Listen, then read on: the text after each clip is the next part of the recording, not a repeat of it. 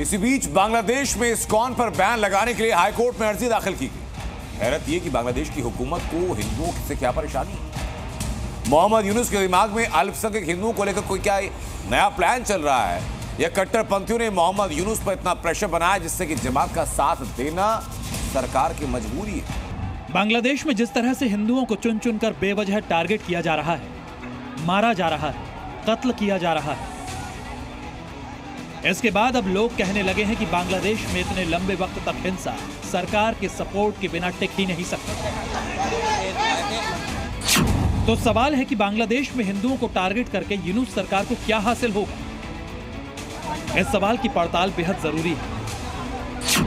इस साल अगस्त में शेख हसीना सरकार के तख्ता पलट के बाद अंतरिम सत्ता मोहम्मद यूनुस को मिली। आर्मी के सपोर्ट से सरकार चला रहे यूनुस को एक न एक दिन चुनाव में जाना ही है। उस वक्त तय हुआ था कि हिंसा पर पूरी तरह से काबू पा लेने के बाद ही बांग्लादेश में चुनाव कराए जाएंगे।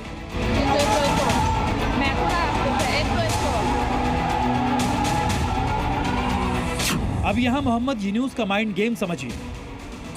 अगर बांग्लादेश शांत हो गया, सड़कों से स्टूडेंट्स वापस चले गए, हिंदुओं ने यूनुस का विरोध बंद कर दिया, साथ ही अगर हिंदुओं को निशाना बनाना कट्टरपंथियों ने छोड़ दिया, तो फिर चुनाव का रास्ता साफ हो जाएगा। आगे चुनाव के बाद ही तय होगा कि बांग्लादेश की सत्ता की कमान जनता किसे सौंपती है।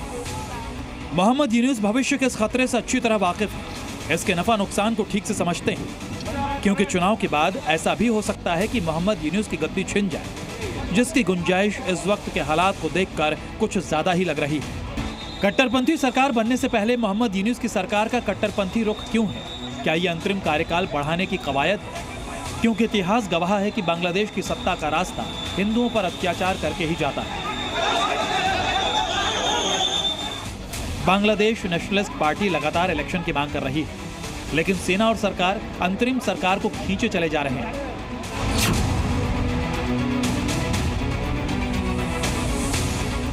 बांग्लादेश में इस्कॉन मंदिर ढाका के अलावा मेमन सिंह, राजशाही, रंगपुर, खुलना, बरिसाल, चट्टग्राम और सिलहट में मौजूद है। इन मंदिरों की संपत्ति भी काफी ज्यादा है।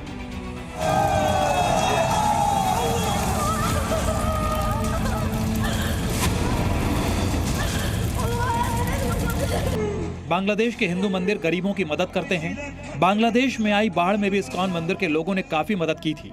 ऐसे में सवाल उठने लगा कि क्या हिंदुओं के घरों और मंदिरों को जानबूझकर कब्जे की नीयत से निशाना बनाया जा रहा है।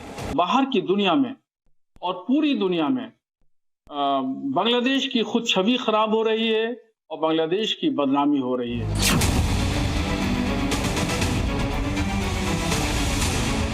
बांग्लादेश में नई यूनुस सरकार पर कट्टरपंथी इस्लामी गुटों को खुश करने के आरोप लग रहे हैं। बांग्लादेश के कट्टरपंथी संगठन हिफाजत इस्लाम ने कई बार इस्कॉन के खिलाफ रैली भी निकाली, जिसमें प्रदर्शनकारियों ने इस्कॉन पर प्रतिबंध लगाने की मांग करते हुए इसके समर्थकों के खिलाफ हिंसक नारे लगाए। इसके अलावा इस्कॉन पर हिंसा भड़काने और शेख हसीना की पार्टी अवामी लीग से जुड़े होने का आरोप लगाया जा रहा है।